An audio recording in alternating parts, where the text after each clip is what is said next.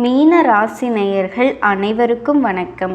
March 14ஆம் தேதி பயங்கரமான சந்திர கிரகணமானது வரப்போகின்றது. இந்த கிரகணத்திற்கு பிறகு பல முக்கியமான கிரகங்களினுடைய இடமாற்றங்களும் தொடர்ச்சியாக ஏற்பட போகின்றது. இதனால தான் மீனம் ராசி நேயர்களோட வாழ்க்கையில் மிகப்பெரிய அளவிலான திருப்பங்களை இனி சந்திக்க போகிறாங்க.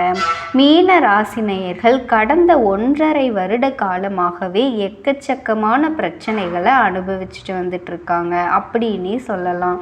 தொடர்ந்து தொழில் ரீதியாக பார்த்தீங்கன்னா பல்வேறு விதமான முடக்க நிலைகளை சந்திச்சுட்டு இருக்காங்க. அதே சமயம் பார்த்திங்கன்னா உடல் ஆரோக்கிய ரீதியாகவும் நிறைய சிரமங்களானது ஏற்பட்டிருக்குங்க. இதன் மூலமாகவும் நிறைய மருத்துவ செலவுகளையும் பார்த்திங்கன்னா அனுபவிச்சுட்டு இருப்பாங்க அப்படின்னே சொல்லலாம். இப்படி எல்லா பக்கமும் இவங்களுக்கு எக்கச்சக்கமான பிரச்சனை இருந்திருக்கும் அப்படின்னே சொல்லலாங்க.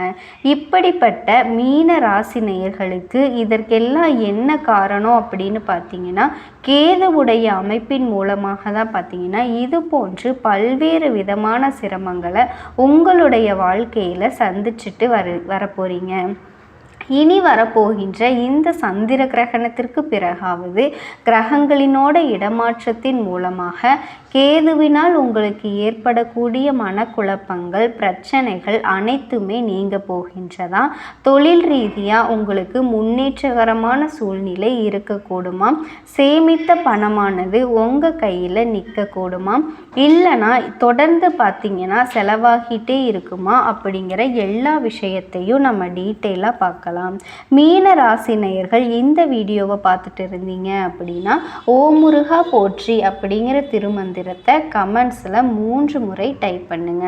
அது மட்டும் கிடையாதுங்க, இந்த சந்திர கிரகணத்தின் மூலமாக உங்களுக்கு எந்தவித தோஷ பாதிப்புகளும் ஏற்படக்கூடாது அப்படின்னு நினச்சிங்கன்னா மறக்காமல் நீங்கள் ஓம் சந்திர மௌலீஸ்வரையாய நமக அப்படிங்கிற இந்த திருமந்திரத்தை கமெண்ட்ஸில் 3 முறை டைப் பண்ணுங்க.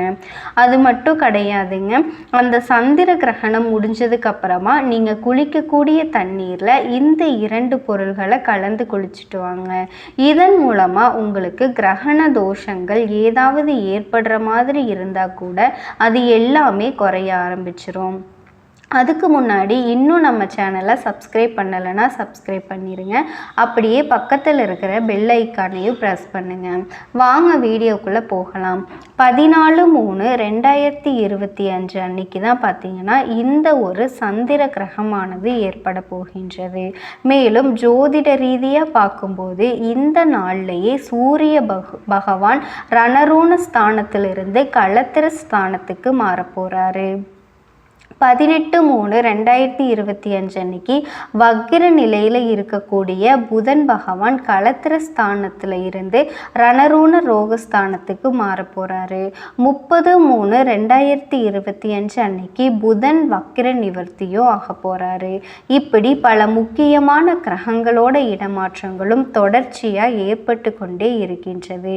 இதையெல்லாம் வச்சு தான் பார்த்தீங்கன்னா மீன ராசி நேயர்களுக்கான பலன்களுமே கணிக்கப்பட்டிருக்கு. மீன ராசி நேயர்களே, இனி வரப்போகின்ற நாட்களானது சுணங்கி கிடந்த காரியங்கள் அனைத்துமே வேகம் பெறுவதோடு மட்டுமல்லாமல் மனதில் புது திட்டங்களானது உருவாகக்கூடிய வகையிலையும் நிலைமையானது உங்களுக்கு அமைஞ்சிருக்கு அப்படின்னே சொல்லலாங்க. புதிய தொடர்புகள் நன்மைகளானது உண்டாக்கக்கூடிய வகையில் நிலைமையானது சாதகமான முறையில் அமைஞ்சிருக்கு அப்படின்னே சொல்லலாங்க. வீண் பகை, மனசஞ்சலம், தேவையற்ற செலவு இது எல்லாமே பார்த்தீங்கன்னா இனி வரப்போகின்ற நாட்களில் நீங்கள் ஆரம்பிக்கும் அப்படின்னே சொல்லலாங்க. பகைகள் தொல்லைகள் தராமல் இருக்கக்கூடுங்க. வியாபாரம் தொழில் மூலமாக உண்டாகக்கூடிய அனைத்துமே பார்த்தீங்கன்னா இனி வரப்போகின்ற நாட்கள் குறைய ஆரம்பிக்கும். புதிய வாடிக்கையாளர்கள்லாம் உங்களுக்கு கிடைப்பாங்க. ஆனாலுமே அவங்க கிட்ட திறமையாக பேசி தக்க வச்சு கொள்வது உங்களோட கையில் தான் இருக்குது அப்படின்னே சொல்லலாங்க. மேலும் மீன ராசி நேயர்களுக்கு வியாபாரம் தொழில் போன்றவை விரிவாக்கம் செஞ்சு புது திட்டங்களை பற்றி ஆலோசனை செஞ்சுட்டு வருவீங்க. உத்தியோகத்தில் இருக்கக்கூடியவங்களுக்கு பொருளாதார ரீதியாக முன்னேற்றமானது உண்டாகக்கூடிய வகையில் சூழ்நிலையானது இருக்க போகுது. புதுசாக தொழில் செய்யும்போது ரொம்பவே ஜாக்கிரதையாக இருக்கணுங்க. ஒரு முறைக்கு பல முறை யோசித்து நிதானமாக அதில் நீங்கள் முதலீடு செஞ்சுட்டு வரணும். அப்போ தான் அதன் மூலமாக உங்களுக்கு லாபமானது கிடைக்கக்கூடுங்க. ஏன்னா மற்றவங்க இந்த தொழில் செஞ்சு நல்ல லாபமானது கிடச்சிருச்சு, நீங்களும் ட்ரை பண்ணிப்பாரு அப்படின்னு சொன்னால் உடனடியாக நம்ம அதிகப்படியான முதலீட்டை போட்டு அந்த தொழிலை செய்யக்கூடாது. ஃபஸ்ட்டு அந்த தொழில் என்ன அப்படிங்கிறத நம்ம தெரிஞ்சுக்கணும். அந்த தொழிலை பற்றி ஒரு முக்கால்வாசியாவது நீங்கள் முழுமையாக புரிஞ்சு வச்சுருக்கணுங்க. அப்போ தான் நீங்கள் அந்த தொழிலை ஸ்டார்ட் பண்ணும்போது அதன் மூலமாக நீங்கள் நஷ்டம் ஏற்படாமல் ஓரளவுக்கு லாபத்தை பெற்றுக்கொள்வதற்கு ரொம்பவே உதவியாக இருக்கக்கூடும். நம்ம பெரும்பாலானோர் பார்த்திங்கன்னா அவங்களுக்கு லாபம் கிடச்சிருச்சு அப்படின்னு டக்குன்னு நம்மளும் அந்த தொழிலை பற்றி எந்தவித அனுபவமும் இல்லாமல் அந்த தொழிலை ஸ்டார்ட் பண்ணுறோம். அப்படி நம்ம பண்ணும்போது பார்த்திங்கன்னா அந்த தொழில் ரீதியாக சில நுணுக்கங்கள் தெரியாமல் நம்ம பண்ணும்போது நிச்சயமாக நஷ்டங்கள் ஏற்படுறதுக்கான வாய்ப்புகள் கொஞ்சம் அதிகமாகவே இருக்குங்க. ஸோ அதனால் இந்த ஒரு விஷயத்தை பார்த்து நடந்துக்கோங்க. மேலும் குடும்பத்தில் இருப்பவர்களோட திடீர்னு கருத்து வேறுபாடு ஏற்பட்டு அப்பப்போ நீங்களாம் வீண் விவாதங்களை நீங்கள் தவிர்த்து கொள்வது ரொம்பவே நல்லதாக இருக்கும் அப்படின்னே சொல்லலாம். குழந்தைகளோட முன்னேற்றத்தில் ஆர்வம் காட்டுறது உங்களுக்கு நல்லதாக இருக்கக்கூடுங்க. அவங்களோட வளர்ச்சிக்காக என்ன செய்யலாம், அவங்களுக்கு மேற்படிப்பிற்காக என்ன செய்யலாம் அப்படிங்கிற பல விஷயங்களை பார்த்தீங்கன்னா நீங்கள் ஆர்வம் காட்டுறது ரொம்பவே நல்லதாக இருக்கக்கூடும். குழந்தைங்க என்ன பண்ணுறாங்க, ஏது பண்ணுறாங்க, அவங்களோட எதிர்காலத்துக்கு எது நல்லதாக இருக்கும், எது செஞ்சால் சரியாக இருக்கும் அப்படிங்கிற எல்லாத்தையுமே இப்போ யோசித்து முடிவெடுக்கக்கூடிய வகையில் தான் சூழ்நிலையானது இருக்க போகுதுங்க.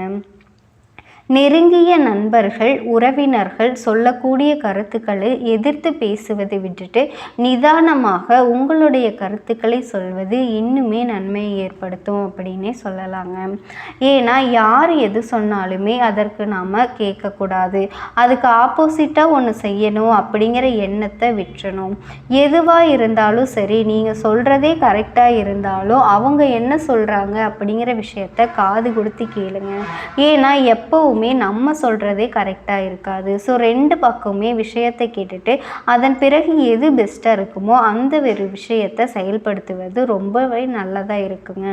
மேலும் பெண்களுக்கு கடும் பிரச்சனைகள் அனைத்துமே குறையக்கூடிய வகையில் தான் மீன ராசினியர்களுக்கு நிலைமையானது அமைஞ்சிருக்குங்க.